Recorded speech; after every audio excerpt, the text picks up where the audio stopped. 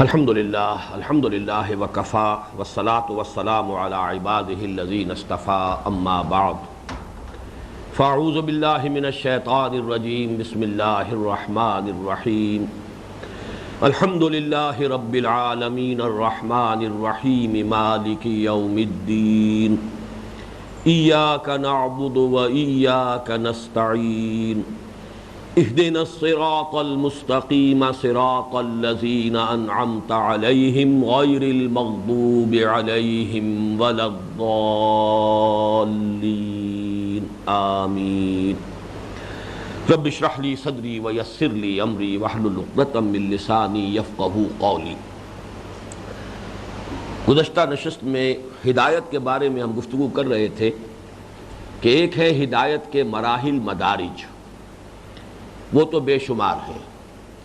زندگی کے ہر قدم پر انسان کو ہدایت کی ضرورت ہے، اور زندگی کے آخری سانس تک انسان ہدایت خداوندی کا محتاج ہے۔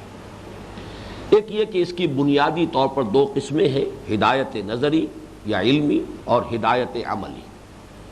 ہدایت نظری، ہدایت علمی کے لیے اصل مواد فطرت انسانی میں موجود ہے۔ اللہ تعالیٰ نے انسان کو جو فطرت عطا فرمائی ہے اور جو عقل سلیم عطا فرمائی ہے، وہ بنیادی طور پر نظری ہدایت کے تقاضوں کو پورا کرتی ہے۔ البتہ دو اعتبارات سے وحی اور نبوت کے ذریعے سے اس میں اضافہ ہوتا ہے۔ نمبر ایک، گہرائی اور گہرائی، یقین کے درجے تک پہنچنا، اور نمبر دو، اس میں بہت سے وہ غیبی امور کے جن تک رسائی عقل کے لیے ممکن ہی نہیں، وہ عالم غیب سے متعلق ہے، ان کی تفاصیل اس کے لیے انسان محتاج ہے، وحی کا، نبوت کا، رسالت کا۔ عملی ہدایت میں جہاں تک انفرادی سطح پر اخلاقی ہدایت ہے، اس کا بھی جو بنیادی، اس کے لیے جو بنیادی ضرورت ہے وہ تو فطرت انسانی میں اللہ نے پوری کی ہے، نیکی اور بدی کا شعور ودیت کر کے۔ وَنَفْسٍ وَمَا سَوَّاهَا فَأَلْهَمَهَا فُجُورَهَا وَتَقْوَاهَا۔ اس اعتبار سے انسان کے اندر اس کے لیے بنیادی مواد موجود، البتہ یہ کہ انسان کو ضرورت ہے ایک متوازن اور معتدل ماڈل کی۔ وہ ماڈل ہے کہ جو انبیاء کرام کی شخصیتوں کے ذریعے سے انسان کو میسر آتا ہے، وہ گویا کہ فریم آف ریفرنس ہے، کون سی بھلائی کتنی مطلوب ہے، کس درجے میں مطلوب ہے۔ ایک بھلائی کسی دوسری بھلائی کے کاسٹ پر نہ ہو، ایسا نہ ہو کہ ایک بھلائی اتنی بڑھ جائے کہ اس سے کئی دوسری بھلائیوں سے انسان کی محرومی ہو جائے۔ یہ توازن انسان کے بس کا روگ نہیں۔ البتہ جو ہدایت کا، عملی ہدایت کا جو دوسرا حصہ ہے، وہ ہے کہ جس میں انسان کلیتاً نبوت کا اور رسالت کا محتاج ہے، وہ اجتماعی معاملات۔ اجتماعی معاملات میں یہی وجہ ہے، نوٹ کیجئے کہ لفظ صراط آیا ہے، صراط کہتے ہیں راستے کو، اور قرآن مجید میں ایک جگہ کہا گیا ہے وَمِنْهَا جَائِرٌ عَلَى اللَّهِ قَصْدُ السَّبِيلِ وَمِنْهَا جَائِرٌ۔ راستہ چلنے والا ہر انسان جانتا ہے کہ قدم قدم پر چوک آ جاتے ہیں، چوراہے آ جاتے ہیں، دوراہے آ جاتے ہیں، اور ان دوراہوں پر ذرا سی غلط ڈائریکشن میں انسان مڑ جائے تو یک لحظہ غافل گشتم و 100 سالہ راہم دور شد۔ پھر یہ کہ انسان آگے پھر بڑھے گا، یہ تو آپ کو معلوم ہے، اینگل جو ہے وہ آپ نے سیدھے چلتے چلتے ذرا سے مڑے ہیں، پھر سیدھے چل رہے ہیں، لیکن جتنا جتنا اب آپ سیدھے چلتے ہوئے بڑھیں گے اتنا ہی اس صراط مستقیم سے دور ہوتے چلے جا رہے ہیں۔ یہ جو دو راہیں، تیراہے، چوراہے آ جاتے ہیں، ان کی پہچان، اور دوسری بات جو اس سے پہلے میں نے عرض کی تھی کہ اجتماعیات انسانیہ میں ظاہر بات ہے کہ دو اطراف جو ہے ہر معاملے کے اندر وہ اس سے متعلق ہے۔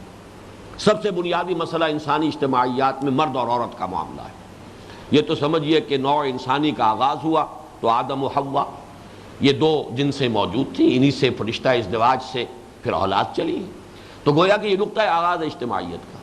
اب مرد کے کیا حقوق ہیں اور کیا فرائض ہیں، عورت کے کیا حقوق ہیں، کیا فرائض ہیں، شوہر اور بیوی ہونے کے اعتبار سے بڑا کروشل معاملہ ہے۔ ظاہر بات ہے کہ مرد سوچے گا، وہ اپنی مصلحت کو دیکھے گا، اس کے لیے ممکن ہی نہیں ہے، وہ اپنے آپ کو عورت کی جگہ رکھ کر سوچ ہی نہیں سکتا، کیسے ممکن ہے اس کے لیے؟ اس کی اپنی نفسیات ہے، اس کا اپنا انداز فکر ہے، اس کے اپنا سوچ کا معاملہ ہے، اس کی اپنی، عورت کی جو ہے اپنی نفسیات ہیں، اس کے اپنے احساسات ہیں، لہذا کوئی مرد عورت ہو کر نہیں سوچ سکتا، کوئی عورت مرد ہو کر نہیں سوچ سکتی۔ کوئی ایسی ہستی درکار ہے کہ جو ان دونوں سے بالا تر ہو، جسے ان دونوں کا خیر مطلوب ہو، دونوں کی بھلائی مطلوب ہو، دونوں ہی کے لیے وہ چاہے کہ وہ بہتر سے بہتر، جو جس کو کہ ہم نے وہ رب کی تشریح میں پڑھا تھا، انشاء الشیء حالا فحالا الی حد التمام، کہ کسی شے کو درجہ بدرجہ ترقی دیتے ہوئے ابھار کر اس کے نقطۂ عروج اور نقطۂ کمال تک پہنچا دینا. تو وہ تو ایک ہی ہستی ہو سکتی ہے جو مرد کے لیے بھی یہ چاہے کہ وہ اپنے کمال کو پہنچے اور عورت کے لیے بھی چاہے کہ وہ اپنے کمال کو پہنچے، اور وہ وہی جو اس کی خالق ہے، مالک ہے. اسی پر قیاس کیجئے فرد اور اجتماعیت. کوئی شخص جو ہے کہیں اجتماعی کسی عہدے کے اوپر فائز ہو جاتا ہے، اسے اپنی ضرورتوں کا پورا احساس ہے، لیکن جو لوگ اس کے ساتھ منسلک ہیں ان کے پورے احساسات کا تو وہ اپنے اوپر طاری نہیں کر سکتا. جو شخص جو ہے کہیں پر مامور کی حیثیت سے منسلک ہے کسی امیر کے ساتھ، وہ اپنے احساسات کے بارے میں جانتا ہے کہاں کہاں ان کو زک پہنچ رہی ہے یا کہاں کہاں اسے ٹھیس پہنچ رہی ہے، لیکن وہ امیر کی ضرورتوں کو اپنے اوپر طاری نہیں کر سکتا. اس اعتبار سے اجتماعیت میں بھی یہ دو رخ آ گئے. لہذا کوئی ایسی ہی ہستی درکار ہے کہ جو اس معاملے میں بھی توازن کا معاملہ اور اعتدال کی راہ کو معین کرے. تو یہ صراط. اسی طریقے سے سرمایہ اور دولت کا معاملہ، سرمایہ اور محنت کا معاملہ، یہ معاملے بالکل ازہر من الشمس ہے. یہ وہ عقدے ہیں جو حل ہو ہی نہیں رہے. کس طور سے حل کیا جائے انہیں؟ دنیا میں دو بڑے بڑے نظام در حقیقت انہی کے حل میں کسی نے ادھر جو ہے رخ اختیار کر لیا ہے، کوئی ادھر کو جھک گیا ہے، اور وہ توازن کی والی بات تو نہیں آتی. کیسے انسان کو معلوم ہو سکتا ہے کہ سود کتنی بڑی لعنت ہے؟ یہ تو اللہ ہی کو معلوم ہے، اللہ جانتا ہے. بات بڑی چھوٹی سی ہے، بہت سے اعتبارات سے اس کے لیے عقلی دلائل بھی دے دیے جائیں گے. چنانچہ عین جب کہ وہ حرمت نازل ہوئی ہے سود کی، اس وقت بھی دیے گئے. قالوا انما البیع مثل الربا، یہ بیع بھی تو ربا کی طرح ہے. ایک شے خریدی آپ نے 100 کی اور 110 میں بیچ دی. آپ نے کسی کو 100 قرض دیے اور 110 لے لیے. یا کوئی کہے گا آپ نے 10 لاکھ کا مکان بنایا اور وہ 5,000 روپے اس کا ماہانہ کرایہ لے رہے، یہ تو آپ کے نزدیک جائز ہے، اور 10 لاکھ نقد کسی کو دے دیے اور 5,000 روپے ماہانہ لینا شروع کر دیا تو توبہ توبہ کر اٹھیں گے آپ، ایسا بڑا سود خوار. تو یہ کیا فرق و تمیز ہے اس میں؟ ظاہر بات ہے کہ اس کے لیے بھی عقل انسانی کفایت نہیں کرے گی، اس کے لیے ہدایت ربانی درکار ہے. تو میں نے اب تک جو کچھ عرض کیا ہے اس کا حاصل یہ ہے کہ سب سے زیادہ جہاں انسان محتاج ہے ہدایت کا، وہ ہدایت عملی، اور ہدایت عملی میں بھی اجتماعی معاملات میں ہدایت. یہی وجہ ہے کہ حضور پر جو کہا گیا اتمام نور جو ہوا ہے، اتمام ہدایت جو ہوا ہے، الیوم اکملت لکم دینکم واتممت علیکم نعمتی، اور نعمت ہدایت ہی ہے. اس کا جو اتمام ہوا وہ اسی اعتبار سے، ورنہ جہاں تک عقیدہ توحید ہے وہ اول دن سے مکمل تھا، اس میں کہاں کوئی خامی ہو سکتی تھی. ابراہیم جیسا موحد ما کان من المشرکین، حضرت ابراہیم کے اور حضور کے درمیان 2500 برس کا فصل ہے، تو کیا ان کی توحید میں کوئی کمی تھی؟ اور اسی طریقے سے کیا اخلاقی جو رویہ ہے، وہ انبیاء کرام جو سابقہ انبیاء ہیں ان میں کہیں کسی پہلو سے کوئی معاملہ کم تھا؟ ان اعتبارات سے تو ہدایت اول روز سے کامل ہے.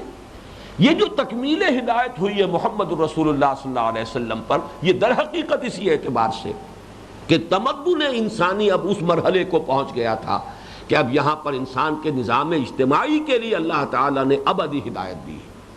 یہ ہے اصل گوشہ، اصل میدان ہدایت کا، اہدنا الصراط المستقیم. اس لیے کہ اس میں ذرا سا آدمی ادھر سے ادھر ہو جائے تو وہی بات ہوتی ہے کہ یک لحظہ غافل گشتم و 100 سال راہم دور شد. عورت اور مرد کا توازن بگڑ جائے، یا تو پھر وہی ہوگا، سنڈاس بن جائے گا معاشرہ جو ہے، اور اس کے اندر تعفن ہوگا، گندگی ہوگی، فیملی سٹرکچر ٹوٹ پھوٹ جائے گا، اولاد کا پرورش اس ماحول میں ہو رہی ہوگی جس میں بدگمانیاں ہیں، جس میں کوئی باہمی اعتماد اور محبت کی فضا نہیں ہے. پورا کا پورا معاشرہ جو ہے اس کے اندر بگاڑ پیدا ہو جائے گا، اس لیے کہ آپ نے انسٹیٹیوشن آف فیملی کو شیٹر کر دیا ہے، اس کی چولیں جو ہے ڈھیلی ہو گئی ہیں، اس لیے کہ آپ نے دونوں کو برابر کر دیا. نظریہ مساوات مرد و زن، اس نے سارا کا سارا جو ہے معاشرتی زندگی کا بیڑا غرق کر دیا، اس لیے کہ خاندانی نظام کی چولیں بالکل ڈھیلی ہو گئی. اب اس کو کہاں تک اس کی جو ہے کہ ناوک نے تیرے سید نہ چھوڑا زمانے میں، کہاں تک اس کی جو ہے رسائی ہوگی اس کا اندازہ نہیں کر سکتے. اسی طریقے سے یہ معاملات ہیں. تو یہاں ہے اصل میں وہ صراط مستقیم، سیدھا راستہ. یہ نوٹ کر لیجئے کہ صراط کا لفظ قرآن مجید میں 45 مرتبہ آیا ہے، جس میں سے 32 مرتبہ اس کی صفت مستقیم آئی ہے، سیدھا راستہ. سیدھا راستہ، یہ قامہ یقوموں سے استقامت کا لفظ ہمارے چوتھے درس میں آ چکا. ان الذین قالوا ربنا اللہ ثم استقاموا، تو یہی لفظ ہے کہ جس سے مستقیم بنا ہے، سیدھا رہنے والا. لیکن یہ کہ اس کے علاوہ سوی کا لفظ بھی ہے، صراط السوی، یہ سوی کہتے ہیں برابر برابر، جیسے خط استوا، استوا بھی یہ سوا ہی سے بنا ہے باب استفعال، استوا یہ برابر برابر کر دینا، چونکہ خط استوا جو ہے وہ ہمارے اس گلوب کو، ہماری زمین کو، کرے کو دو برابر حصوں میں تقسیم کرتا ہے خط استوا، تو سوی بھی وہ ہے۔ اس میں آپ دیکھیں گے کہ معتدل ہونا یہ گویا کہ اس کا اصل وصف ہے، انتہاؤں سے، افراط و تفریط سے، اس سے بچ کر ایک درمیانی راستہ، صراط السوی، درمیانی ہو اور سیدھا ہو۔ سوا صراط بھی کہا گیا، صراط السوی بھی، سوا صراط۔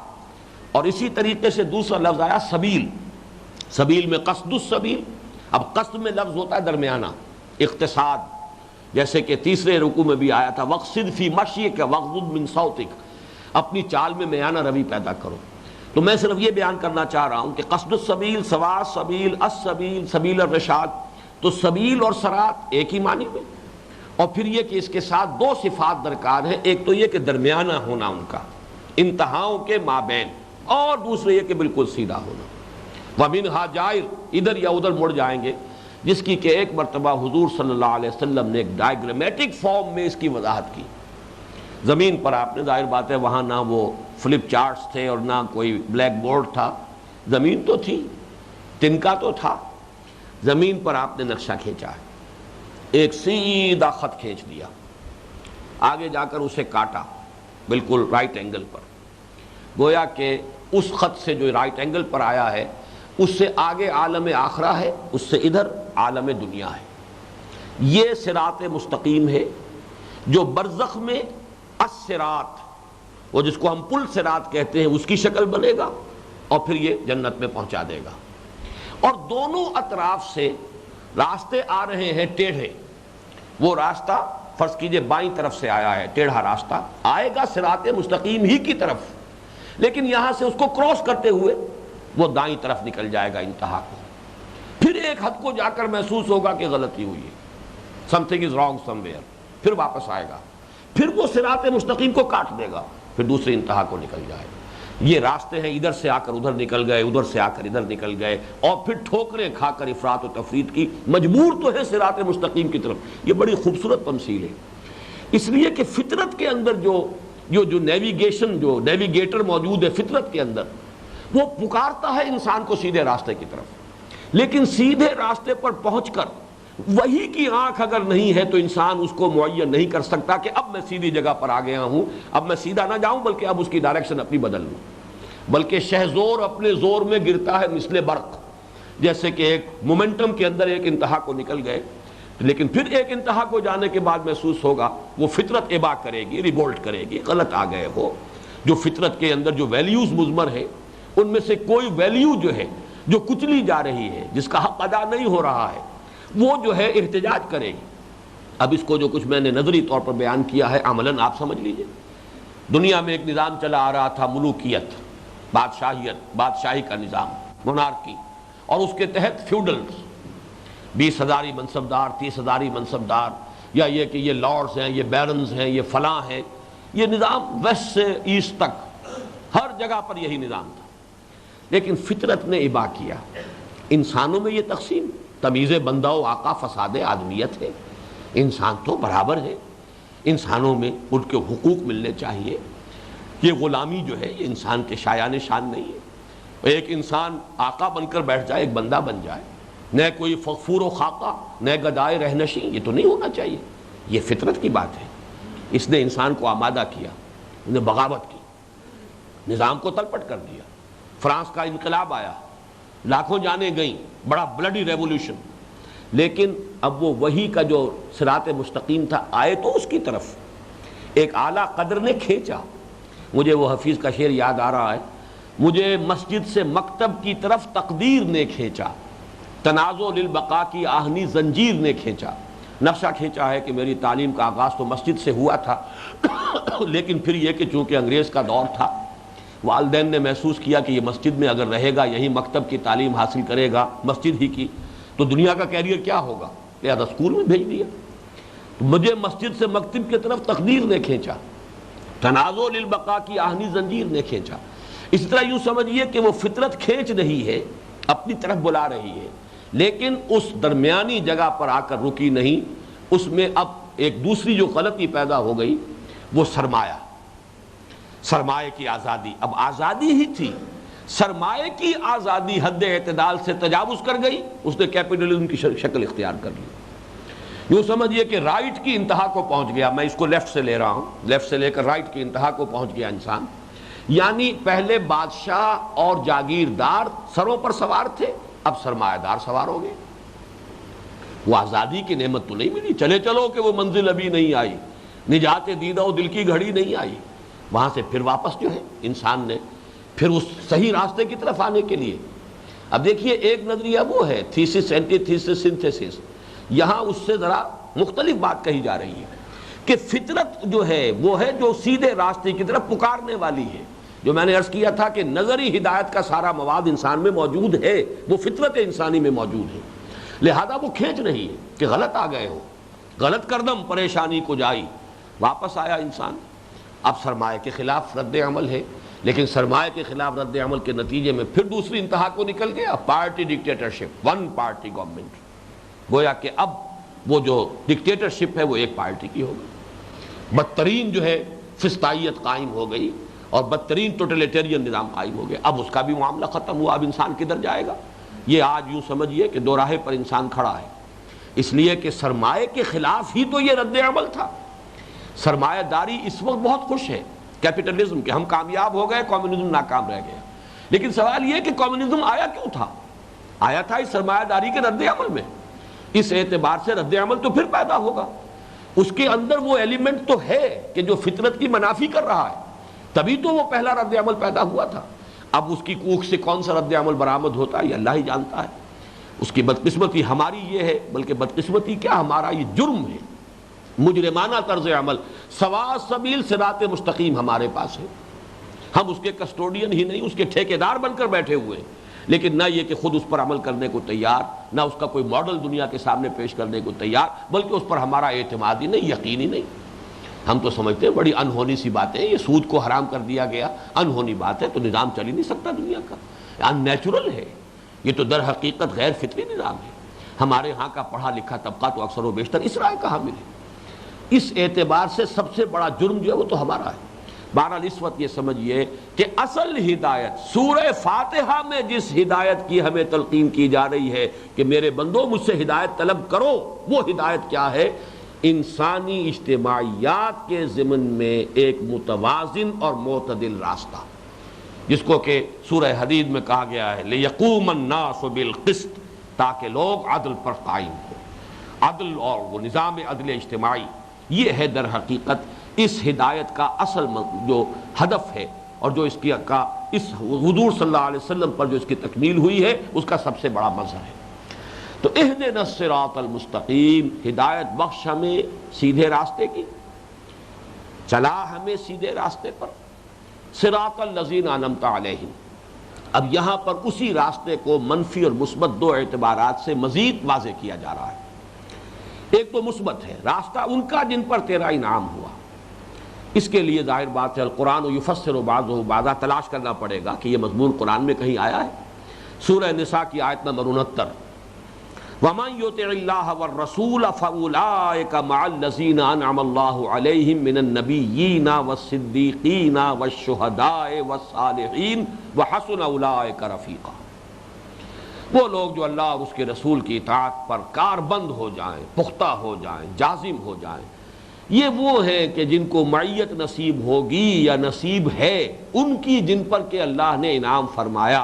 اور وہ کون ہیں؟ انبیاء ہیں، صدیقین ہیں، شہداء ہیں، صالحین ہیں. یہ ہے منعم علیہم، اے اللہ ان کے راستے پر ہمیں چلا. ایک ہی لفظ بھی کفایت کر سکتا تھا، انبیاء کا راستہ، ہاتھی کے پاؤں میں سب کے پاؤں. غور طلب بات ہے کہ اس کی وضاحت کیوں ہے؟ یہ اس لیے کی گئی ہے کہ انسانوں کے مزاج اللہ نے مختلف بنائے ہیں. نبوت کا دروازہ بند ہونے والا ہے، صدیقین اور شہداء ان کے مراتب قائم رہنے والے ہمیشہ ہمیش کے لیے. اپنے مزاج کی مناسبت سے کوئی شخص وہ ہوگا جو صدیقیت تک پہنچ پائے گا، کوئی شخص وہ ہوگا جو شہادت کا رتبہ حاصل کر لے گا. تو مختلف جو انسان کے ٹیمپرامنٹس، مزاج بنائے ہیں اللہ نے. اس پر کسی زمانے میں نے ایک مضمون لکھنا شروع کیا تھا مقام صدیقیت پر، افسوس یہ کہ میں اسے مکمل نہیں کر پایا، لیکن یہ کہ یہ اپنی جگہ ایک بڑا اہم مضمون ہے۔ قرآن مجید کی یہ اصطلاحات صدیق اور شہید، ان میں فرق کیا ہے؟ بیس لائن جو ہے ہدایت کی صالحین، اس بیس لائن سے اوپر یہ دو مختلف ہیں، جو مختلف ٹیمپرامنٹس جو ہے انسانوں کے اللہ نے بنائے ہیں۔ انٹروورٹس ہیں وہ صدیقیت کی طرف جائیں گے، ایکسٹروورٹس ہیں وہ شہادت کے رتبے کی طرف جائیں گے، اور نبوت پھر ان دونوں سے بالا تر رتبہ ہے۔ یہ تو پھر اب آؤٹ آف باؤنڈس ہے، اس لیے کہ پہلے بھی یہ وہابی تھا اور اب اس کا دروازہ مستقل بند ہو گیا۔ بہرحال یہ مثبت تشریح ہوئی صراط الذین انعمت علیہم، انبیاء، صدیقین، شہداء اور صالحین کا راستہ۔ منفی جو آ رہی ہے غیر المغضوب علیہم ولا الضالین، اس میں جو ذرا نحوی اشکال ہے پہلے اسے سمجھ لیجئے۔ غیر پر زیر ہے، مجرور ہے، غیر المغضوب علیہم، لہذا جو اس کا نمایاں ترین جو ہے کس کا یہ بدل قرار پائے گا یا کس کی صفت، وہ الذین، صراط الذین۔ الذین جو ہے اس میں موصول ہے، لیکن یہ حالت جری میں مضاف الیہ ہے، تو گویا کہ اس کا ترجمہ ہوگا صراط الذین انعمت علیہم غیر المغضوب علیہم ولا الضالین، راستہ ان کا جن پر تو نے انعام فرمایا، جو نہ مغضوب ہوئے اور نہ بھٹکے ہوئے نہ وہ گمراہ ہوئے۔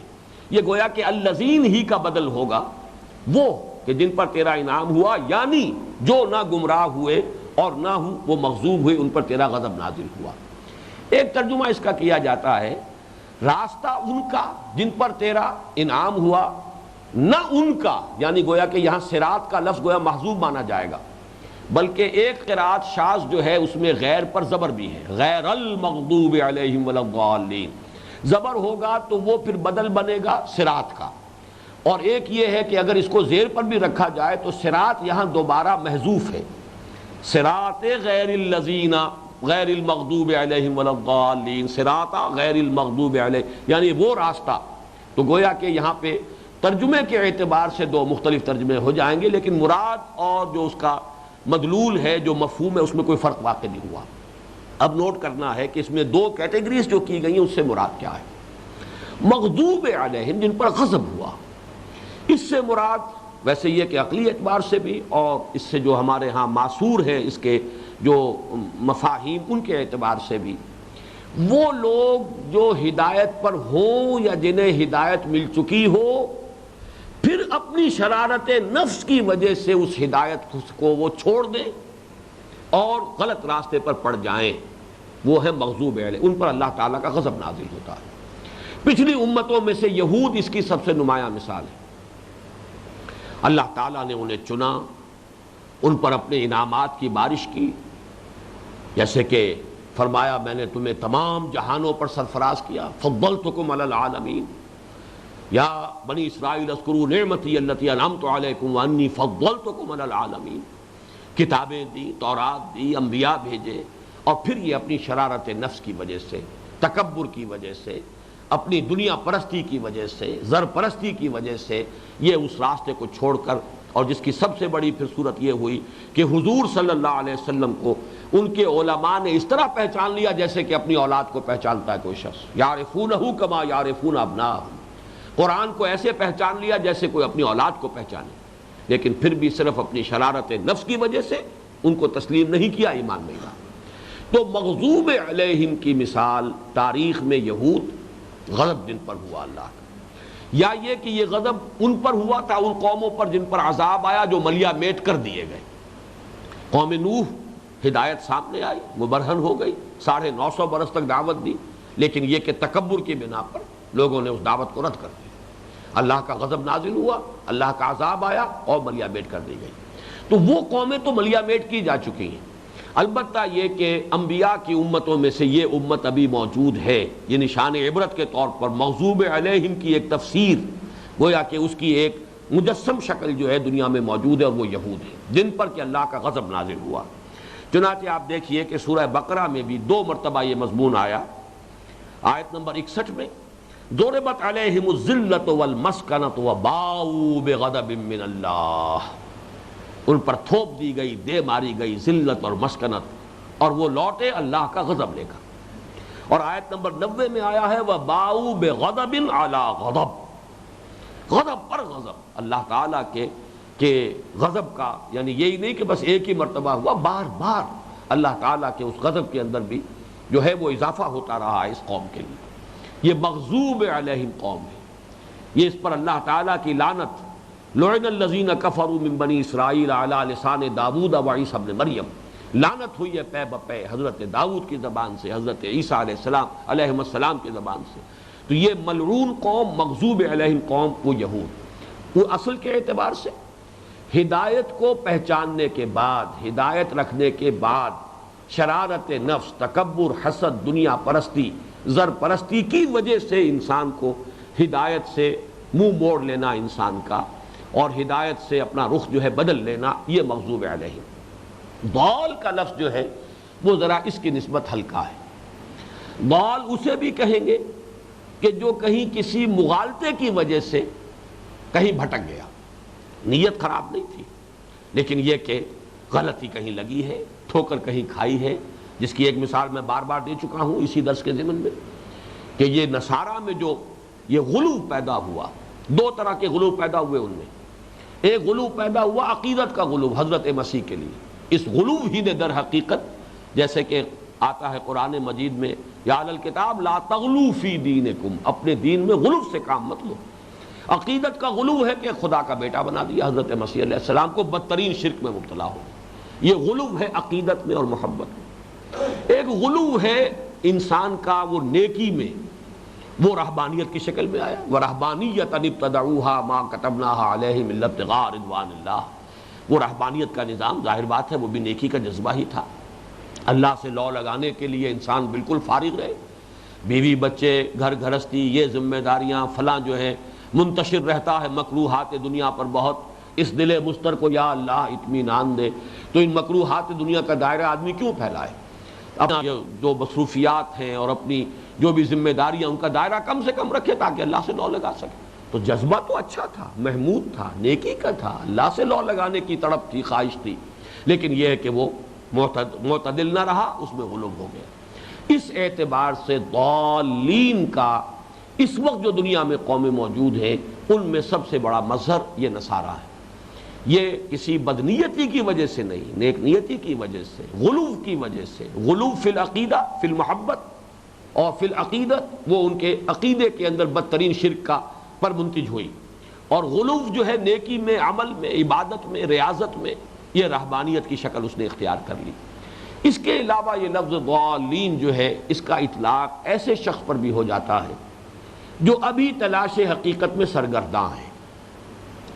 اس معنی میں یہ لفظ ہے کہ جو سورۃ الضحیٰ میں حضور صلی اللہ علیہ وسلم کے لیے بھی آیا ہے، وَوَجَدَكَ ضَالًّا فَہَدَىٰ، پایا آپ کو تلاش ہدایت میں سرگرداں، کہ یہ غور و فکر کا جو مرحلہ آپ پر گزرا، آپ نے جب حقیقت کائنات پر غور و فکر شروع کیا، ماحول کے حال جو ہے جس کا کہ آپ نے مشاہدہ کیا، اس کے بارے میں سوچ بچار، اس میں اصلاح ہوگی تو کدھر سے ہوگی، کیسے ہوگی، ان پہلوؤں سے، تو یہ غور و فکر کا دور ہے آپ کا، جس کے بارے میں حدیث میں آتا ہے فَلَمَّا بَلَغَ 40 سَنَةً حُبِّبَ إِلَيْهِ الْخَلَاءُ فَكَانَ يَخْلُو بِغَارِ حِرَاءَ يَتَحَنَّسُ فِيهِ۔ حضرت عائشہ کی روایت ہے، ظاہر بات ہے حضور ہی نے یہ ساری معلومات حضرت عائشہ کو دی ہے، ورنہ اس وقت تو شاید حضرت عائشہ کی پیدائش بھی نہیں ہوئی تھی جس وقت کا یہ حالات کا تذکرہ ہے، کہ جب 40 برس کی عمر شریف ہوئی ہے حضور کی تو خلوت گزینی محبوب ہو گئی، آپ غار حرا میں جا کر خلوت گزینی اختیار کرتے تھے تنہائی کے اندر، اور وہاں تحنس کرتے تھے۔ تحنس کے بارے میں اب شارحین حدیث کو ایک درپیش ہوئی مشکل کہ یہ تحنس سے مراد کیا ہے، اور یہ کیا عبادت آپ کرتے تھے؟ آپ تو کسی نبی کے امتی تو تھے نہیں، آپ تو اس طبقے میں پیدا ہوئے امیین میں سے جن کے پاس نہ کتاب نہ شریعت کچھ بھی نہیں۔ ابھی میں ذکر کروں گا حضرت زید کا کہ وہ جس حال میں کعبے کے پردے پکڑ پکڑ کر دعا کیا کرتے تھے کہ اللہ میں تیری بندگی کرنا چاہتا ہوں لیکن کیسے کروں مجھے نہیں معلوم۔ اس قوم میں، اس ماحول میں حضور پیدا ہوئے، لہذا عبادت کیا ہے؟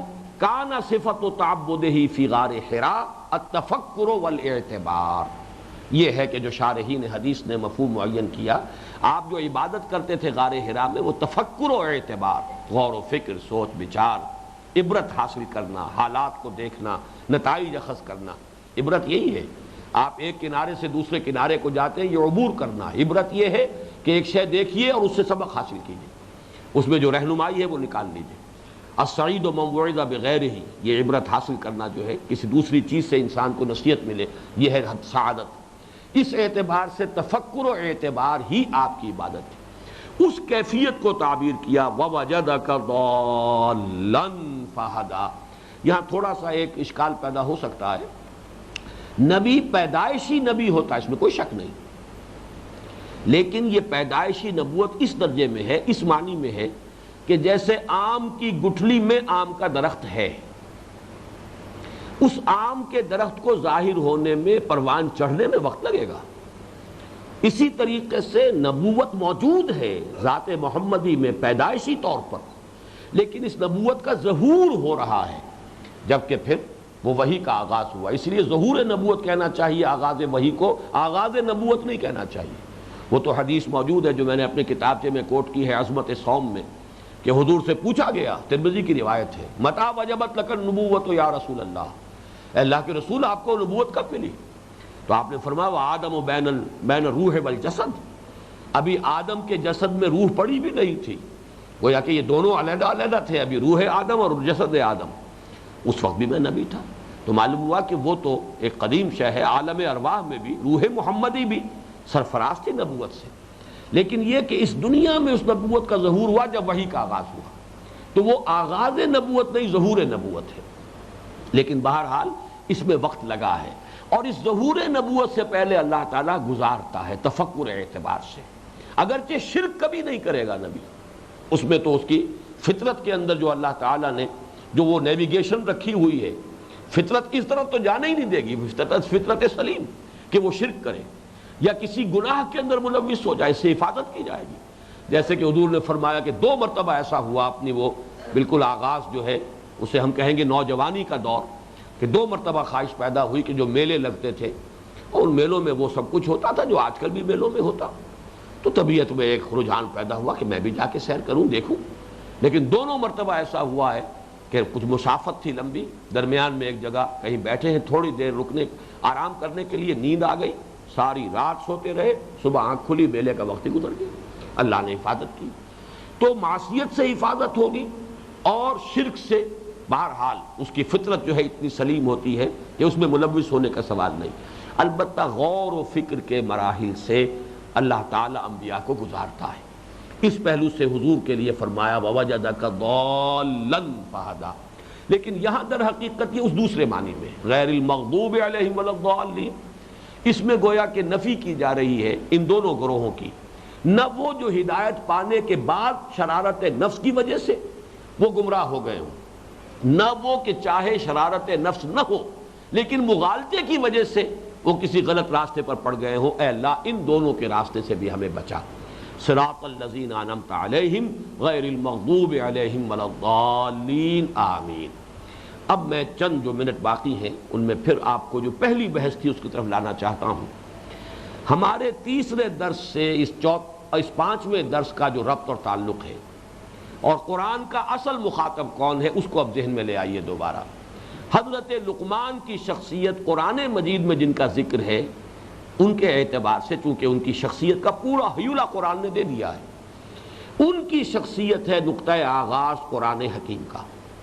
کوئی لقمان تصور کیجئے یہاں تک تو پہنچ گیا، توحید تک پہنچ گیا، اللہ کا شکر کر رہا ہے، نیکی اور بدی کو بھی اس کی فطرت سلیم ہے، پہچان رہی ہے، خیر کا حکم دے رہا ہے، بدی سے روک رہا ہے، لیکن آگے اب وہ دستے سوال دراز کیے کھڑا ہے۔ یہ لقمان اگر اس کو کسی نبی کی دعوت بھی پہنچ گئی ہوتی تو یہ صدیق ہوتے ہیں۔ اب اس لفظ صدیق کو سمجھیے، صدیق کہتے کسے ہیں؟ وہ انسان کہ جو خود اپنی فطرت صحیحہ اور عقل سلیم کی رہنمائی میں ایک مقام تک پہنچ گیا ہے۔ اس مقام پر جب نبی کی دعوت سامنے آتی ہے، وہی حقائق جس تک اس کی رسائی ہوئی ہے، انہی حقائق کو گہرے عزم اور جزم کے ساتھ اور یقین کے ساتھ نبی کہتا ہے ایسا ہے، فوراً تصدیق کرتا ہے۔ اس لیے کہ دیکھنا تقریر کی لذت کہ جو اس نے کہا میں نے یہ جانا کہ گویا یہی میرے دل میں تھا، وہ تو اس کے اپنے دل کی بات ہے، یہاں تک تو وہ پہنچا ہوا تھا، یہاں تک تو در حقیقت دروازے پر کھڑا دستک دے رہا تھا، یہ دوسری بات ہے کہ دروازہ اللہ نے کھولا کسی اور کے لیے. ظاہر بات ہے کہ حضور بھی غار حرا میں کھڑے کیا کر رہے تھے؟ یہی دستک تو دے رہے تھے. ہاں حضور کے لیے وہ دستک جو ہے اس پر دروازہ کھل گیا، وحی کا آغاز ہوا، فرشتہ آیا، آپ کے لیے جو ہے نبوت کا ظہور ہو گیا. لیکن دوسرا شخص جو ہے اب اس کے لیے وہی بات بالواسطہ ہے. نبی کے پاس فرشتہ آیا ہے اور اس فرشتے کی لائی ہوئی بات پر نبی ایمان لایا ہے. آمن الرسول بما انزل الیہ من ربہ والمؤمنون. جبکہ صدیق کے سامنے نبی کی بات آئی اور اس نے اس کی تصدیق کر دی. گویا کہ حضرت لقمان کی شخصیت کو ذہن میں رکھیے. اس شخصیت کے سامنے اگر نبی کی دعوت آتی تو بلا پس و پیش، بلا چون و چرا، بلا تاخیر و تعویق فوراً تصدیق کر دیتے. یہ تصدیق کے اندر جو ہے فی الفور تصدیق، فوری تصدیق اور بڑے ہی وثوق کے ساتھ تصدیق، تصدیق میں مبالغہ، یہ ہے صدیق، یہ مقام صدیقیت ہے. فرض کیجئے کہ ایسے شخص کے پاس نبی کی دعوت نہیں آئی، اب کیا کرے گا؟ اس کی مثال ہے حضرت زید، جن کے بیٹے ہیں سعید ابن زید، یکے از عشرہ مبشرہ. یہ زید جو ہے خالص موحد، وہاں تک تو پہنچ گئے تھے، لقمان تک تو پہنچے ہوئے، لقمان کے مقام پر تو کھڑے ہیں، لیکن آگے چاہتے ہیں اے اللہ میں تجھے پوجنا بھی چاہتا ہوں، میں تجھے کیسے پوجوں؟ تیری مدح کن الفاظ میں کروں؟ کس طور سے؟ کیا تیرے احکام ہیں؟ کیا کروں کیا نہ کروں؟ کعبے کے پردے پکڑ پکڑ کر دعا کر رہے ہیں، اے اللہ میں تیری بندگی کرنا چاہتا ہوں، تجھے پوجنا چاہتا ہوں، مجھے ان بتوں سے کوئی سروکار نہیں، میں سمجھتا ہوں یہ سب باطل ہے، ان کا کوئی حقیقت نہیں، کیسے کروں؟ یہ حضرت زید جو ہے یہ گویا کی دوسری مثال ہے. ان کا انتقال ہو گیا اس سے پہلے کہ حضور صلی اللہ علیہ وسلم پر وحی کا آغاز ہوتا. تیسری مثال حضرت ورقہ ابن نوفل ہے، اس لیے کہ ان کے اندر بھی وہی سلامتی فکر، سلامتی طبع، اس نے ان کو اس حد تک آمادہ کر دیا کہ وہ مکے سے چل کر شام پہنچ گئے.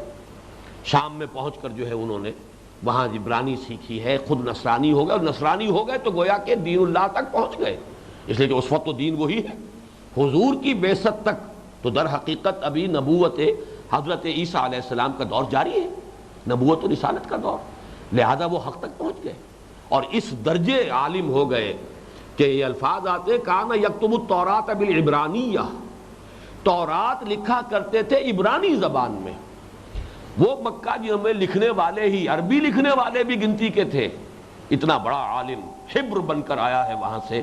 کان یکتب التوراۃ بالعبرانیہ، عبرانی زبان میں تورات لکھتے تھے. یہی وجہ ہے جب پہلی وحی آئی ہے اور حضرت خدیجہ رضی اللہ تعالی عنہا حضور کو پھر لے کر گئی کہ معلوم ہوتا ہے جو تجربہ آپ کے ساتھ ہوا ہے، حضور نے فرمایا خشیت علی نفسی، مجھے تو بڑا اندیشہ ہے اپنی جان کا. اور وہ جو کپ کپی طاری تھی، زملونی زملونی، اس کیفیت میں دل جوئی کرتے ہوئے حضرت ورقہ کے بعد چچا زاد بھائی تھے حضرت خدیجہ کے، لے گئے. انہوں نے کہا یہ وہی ناموس ہے جو موسیٰ اور عیسیٰ پر آیا تھا، اور کاش کہ میں اس وقت تک زندہ رہوں جبکہ آپ کی قوم آپ کو یہاں سے نکال دے گی. اور حضور حیران ہوئے، ابا مخرجیہم، کیا یہ مجھے نکال دیں گے یہاں سے؟ یہ تو میرے سے بہت محبت کرتے ہیں، میرے قدموں تلے اپنی نگاہیں بچھاتے ہیں، جا صدیق، جا صادق، جا الامین. یہ ان کا تو یہ حال ہے، میں ان کی آنکھوں کا تارا ہوں. لیکن نہیں، انہوں نے فرمایا کہ جس کے پاس بھی یہ ناموس، یہ پیغام آیا ہے، اس کی قوم نے اس سے لازماً دشمنی کی. کاش کہ میں زندہ رہوں. کچھ عرصے کے بعد انتقال ہو گیا. اب یہ ذرا نوٹ کر لیجئے، نکتہ عجیب ہے، انہیں صحابہ میں شمار نہیں کیا جاتا. کیوں نہیں کیا جاتا؟ کہ ابھی حضور کی رسالت کا آغاز نہیں ہوا، نبوت کا ظہور ہو گیا ہے. ابھی وہ آیت نہیں اتری ہے یا ایھا المدثر قم فانذر وربک فکبر، ابھی تبلیغ کا حکم نہیں ہے. رسول تب بنتا ہے نبی جبکہ اسے حکم تبلیغ ہو جائے. اذهب الى فرعون انه طغى، جاؤ اور اپنے بات پہنچاؤ. جب وہ بات پہنچاتا ہے اب وہ رسول ہوا، اور اب اس پر جو شخص ایمان لایا وہ گویا کہ اس کا امتی ہے. لہذا ان کو آپ رحمت اللہ علیہ کہیں یا جو بھی ان کے ساتھ اور الفاظ استعمال کریں، لیکن یہ کہ انہیں صحابہ میں ورقہ ابن نوفل کا شمار ہے. حالانکہ تصدیق تو انہوں نے جو کی ہے حضرت ابو بکر کی تصدیق میں اور ان کی تصدیق میں کیا فرق ہے؟ بلکہ اس اعتبار سے کہ یہ تو عالمانہ تصدیق ہے، تورات کی بنیاد پر تصدیق ہے، اس اعتبار سے تو اس تصدیق کا رتبہ جو ہے ایک پہلو سے بڑھ جاتا ہے۔ تو میں نے جو عرض کیا تھا اس میں نیکسٹ سٹیپ لیجئے، قرآن مجید دو الفاظ استعمال کرتا ہے جب پورے نوع انسانی میں جو ٹاپ پر ہیں اس کے نزدیک ان کا تذکرہ کرتا ہے، نبوت سے نیچے، شارٹ آف نبوت۔ ایک تو ہے بلند ترین مقام صدیقیت، وہ صدیقیت کی میں نے وضاحت کر دی، جو فطرت صحیحہ عقل سلیم کے اسی مقام پر ہے کہ جیسے ہی نبی کی دعوت آئی وہ محسوس کرتے ہیں کہ دیکھنا تقریر کی لذت کے جو اس نے کہا میں نے یہ جانا کہ گویا یہ بھی میرے دل میں تھا۔ دوسرا ہے السابقون الاولون، ظاہر بات ہے یہ وہ لوگ ہوں گے، یہ اسی صدیقیت کا عملی پہلو ہے، سبقت کرنے والے، پہل کرنے والے، آگے بڑھنے والے، فوراً تاخیر نہیں کرتے۔ اور اس کے بعد دوسرا لفظ آتا ہے والذین اتبعوہم بإحسان، یہ ہے اصل گل سرسبد جنہیں کہا جائے گا، وہ سابقون الاولون ہیں۔ کچھ لوگ ہوتے ہیں جو پھر دیکھ لیتے ہیں کچھ لوگوں کو چلتے ہوئے تو پھر ان کے ساتھی بن جاتے ہیں، یہ درجہ دوم ہے، وہ لوگ کہ جنہوں نے حسن نیت کے ساتھ، خیر و خوبی کے ساتھ ان کا اتباع کیا، یہ درجہ دوم ہے۔ درجہ اول ہے السابقون الاولون من المہاجرین والانصار، اور نمبر دو ہے والذین اتبعوہم بإحسان رضی اللہ عنہم، یہ اللہ تعالیٰ کی طرف سے رضا کا جو ہے وہ اعلان کیا جا رہا ہے۔ یہ ہے جس کو میں نے کہا تھا کہ قرآن کے اصل مخاطب کون لوگ ہیں، جس کی ایک مثال لقمان ہے، جس کی ایک مثال ابو بکر ہے، جس کی ایک مثال سلمان فارسی ہے، جس کی ایک مثال زید ہے، جس کی ایک مثال ورقہ ابن نوفل ہے۔ یہ ہے اصل حاصل۔ ویسے تو مخلوقات دنیا میں جو ہے کتنے حیوانات ہیں، حیوانات میں اصل جو ہے وہ تو انسان ہے، انسانوں میں اصل انسان صرف یہی ہے، باقی طبعاً انسان ہیں، ان کے تابع ہیں، ان کی پیروی کرنے والے ہیں، ان کے پیچھے چلنے والے ہیں۔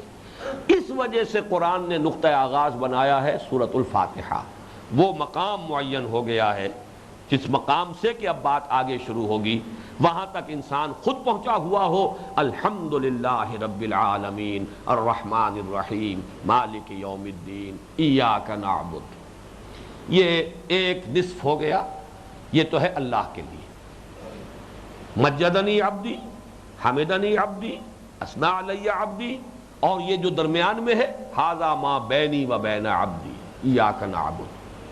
اب دوسرا شروع ہوا، اس واو جو میں نے کہا تھا وہ ترازو کی مٹھ ہے، وَإِيَّاكَ نَسْتَعِينُ ھذا لِعَبْدِي وَلِعَبْدِي مَا سَأَلَ، اور یہ اس کی وضاحت ہے۔ وہ استعانت کیا ہے؟ اصل استعانت استہداء ہے، ہدایت طلب کرنا ہے، اور وہ ہدایت کیا ہے؟ اہدنا الصراط المستقیم صراط الذین انعمت علیہم غیر المغضوب علیہم ولا الضالین۔ اس میں پھر وہ حدیث قدسی جو ہے قسمت الصلاۃ بینی و بین عبدی نصفین، میں نے صلاۃ کو، نماز کو اپنے اور اپنے بندے کے درمیان برابر برابر دو حصوں میں تقسیم کر لیا ہے، فنصفھا لی ونصفھا لعبدی، آدھا میرے لیے ہے، ایاک نعبد تک یہ اللہ کے لیے ہے، اور آدھا جو ہے ونصفھا لعبدی، آدھا میرے بندے کے لیے ہے، ولعبدی ما سال۔ اور اگر واقعی خلوص قلب سے مانگا ہو بندے نے، اگر واقعی گہرے شعور کے ساتھ اپنی اس احتیاج کو واقعتاً محسوس کرتے ہوئے، یہ پیرٹ لائک صرف الفاظ نہ دہرائے جا رہے ہوں بلکہ واقعتاً انسان کے اندر وہ احساس و شعور ہو، تو پھر یہ کہ وَلِعَبْدِي مَا سَأَلَ، میں نے اپنے بندے کو دیا جو اس نے مجھ سے مانگا۔ بارک اللہ لی ولکم فی القرآن العظیم ونفعنی وإیاکم بالآیات والذکر الحکیم۔